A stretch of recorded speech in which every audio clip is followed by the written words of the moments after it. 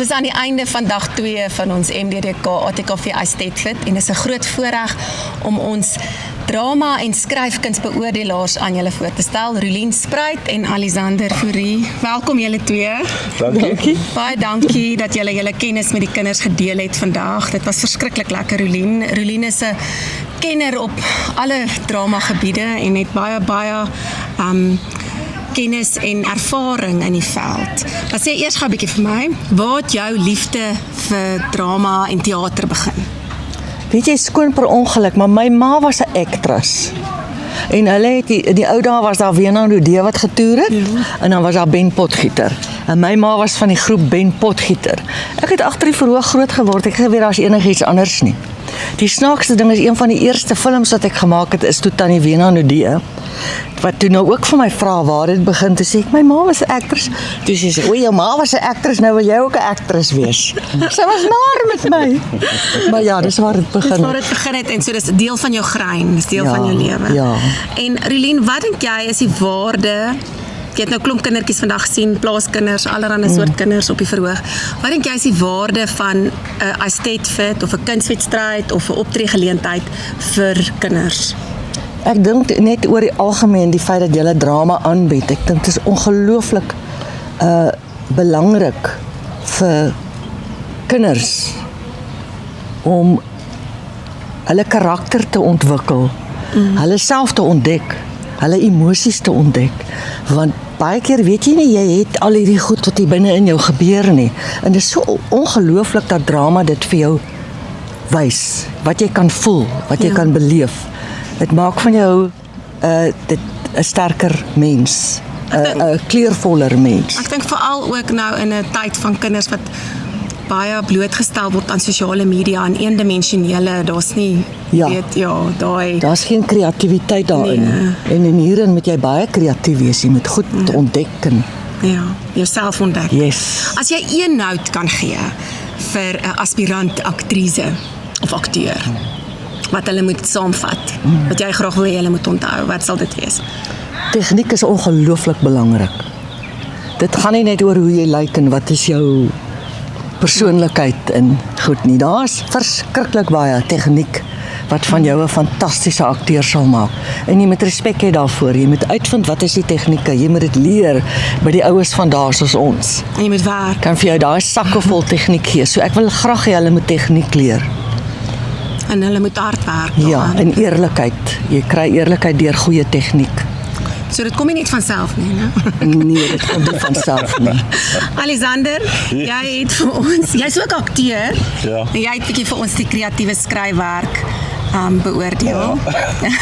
Jy het klomp plaaskinders se stories gelees, kinderstories. Kan jy onthou wat was die eerste storie wat jy ooit geskryf het? Het was in standaard 4 destyds. En dit was 'n gedig oor 'n stout seentjie wat sy oupa se pyp gesteel het en sy pyp gaan rook het. Dwangrym. en elke woord het gerym. Oor goed wat nie sin gemaak het en met mekaar verband gehou het nie, maar dit was, en toe wen ek 'n prys daarvoor. Okay. Maar was dit jy wat die stout seentjie was wat die pyp gesteel het? Maar dit was 'n storieetjie oor my, ja.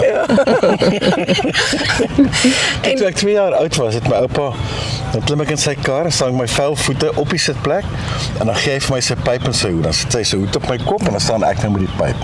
En hy oupa nou rond my. Toe is ek 2 jaar oud, so hy het my leer rook. En skryf.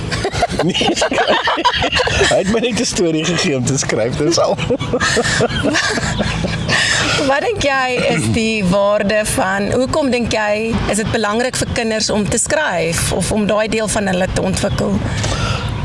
Ek dink is van kardinale belang dat kinders skryf, want daai goed wat aan hulle koppe aangaan, kom nie uit as jy dit nie op papier kry nie. Vra hom reguit en dan gaan hy vir jou net so blank kyk, of niks vir jou gee nie.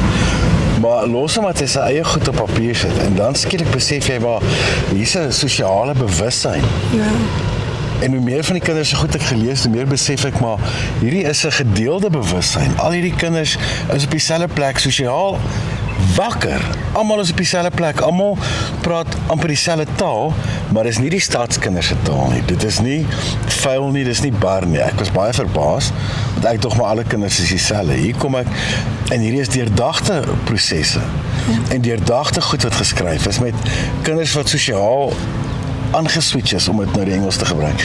Maar alles wakker, alles bewus, en daar's 'n soort van amper gedeelde bewussyn, sosiaal, wat jy nie kry as jy net op sosiale media is nie. So ek dink, dis 'n gesonder omgewing vir hierdie kinders, as vir die in die stad, want in die stad het jy letterlik niks anders om te doen, as om huis te gaan, huiswerk te doen, op 'n foon te sit en speel. Ja. Hier moet jy nog ander goed doen, jy's in 'n landelike omgewing, daar's baie om te doen. Jy kry alles uit Google uit in die stad. Ja, in die stad Google jy alles. Ja. Kyk hierop.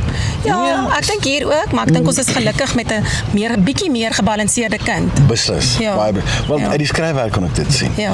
En ek kan sien hoe werk die koppe, en ek kan sien hoe hulle daai sosiale bewussin, hulle skryf vir liefde, maar kompleks hoor, nie sommer net lukraak.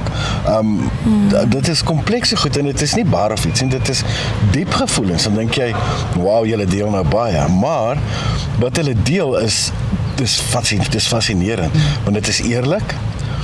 Gewoonlik lieg jy nie as jy skryf nie, né? Dis nogal 'n interessante ding.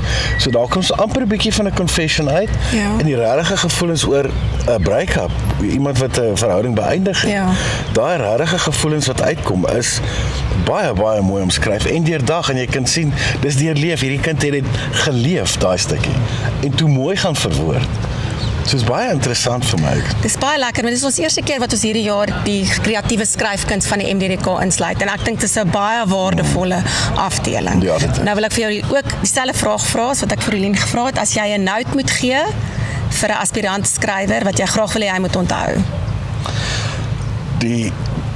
Ek het gister, toe ek nou met hulle gepraat het, vir hulle gesê, hulle is gevaarlik, want hulle sit op papier wat ander mense oor stil bly, maar hulle dink dit. So die thoughts wat ander mense het, sê hulle hardop. Ek het hulle gesê, dit maak hulle gevaarlik. Ek het hulle gesê, daar is 'n verantwoordelikheid wat daarmee saamkom. Maar wat ek vir hulle wil sê is, moet net nooit ophou skryf nie. Ja. Want die mense, Jean-Jacques Rousseau het die goed gesê wat niemand in Frankryk wou sê nie. Toe gebeur die Franse revolusie. As Jean-Jacques Rousseau stil gebly het, waar sou Frankryk vandag gewees het? Frankryk sou nie bestaan het nie. Dit sou 'n nes gewees het. So daai ouens wat die stil gedeelte hardop sê, dis die skrywer. Hy sê dit net op papier. En dit is van kardinale belang dat daai goed gesê word. En dit is hulle plig. Jy kry talent, en daarmee saam kry jy verantwoordelikheid. En daai verantwoordelikheid is om te sê wat gesê moet word.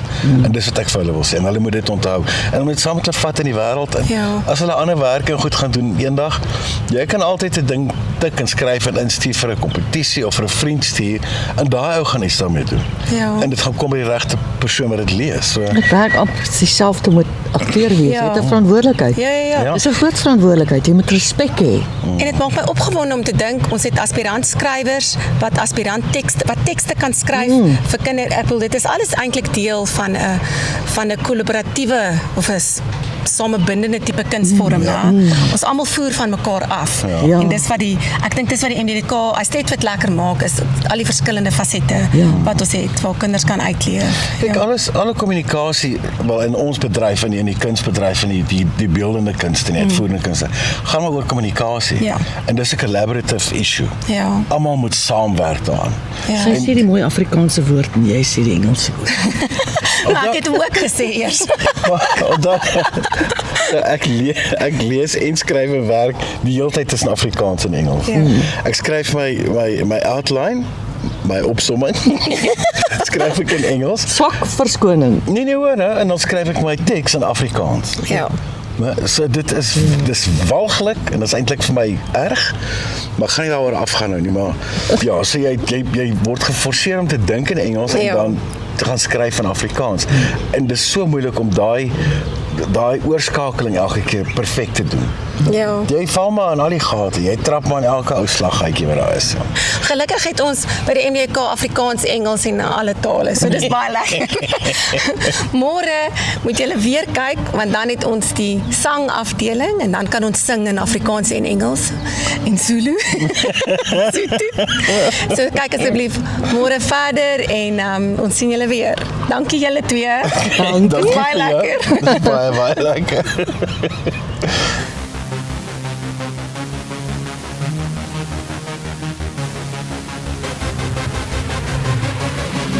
Dankie.